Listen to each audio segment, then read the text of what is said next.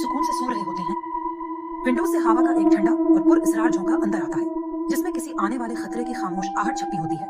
Eric और सारा गहरी और पुरसुकून नींद में डूबे होते हैं, बेखबर इस खतरे से जो खामोशी से इनके गिर्द मंडला रहा होता है कि अचानक उनके कमरे के दरवाजे के खुलने की आवाज आती है। एक साया सा दिखाई देता है जो पल भर में गायब हो जाता है। सारा हैरत भरी निगाहों से एरिक को देखती है और कहती है, क्या तुमने भी देखा? एरिक आहिस्ता से जवाब देता है, ये शायद हमारा वहम था, और दोनों दोबारा सो जाते हैं। दोनों एक दूसरे को तसल्ली देते हैं, दिल को समझाते हैं और फिर दोबारा लेटकर नींद की आगोश में चले जाते हैं। कुछ देर बाद सारा को शदीद प्यास महसूस होती है। वो उठकर किचन की तरफ जाती है। वो खुद को मामूल पर लाने और पानी पीने के लिए आहिस्ता आहिस्ता किचन की तरफ बढ़ती है और पानी पीने लगती है।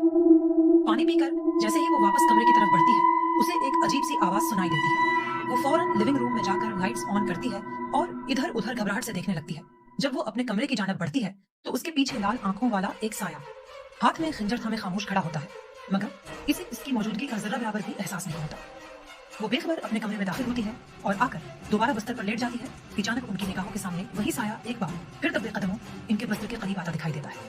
वो दोनों खौफ के आलम में भागते हुए वॉशरूम में जाकर छिप जाते हैं और शदीद परेशानी में मुब्तला हो जाते हैं।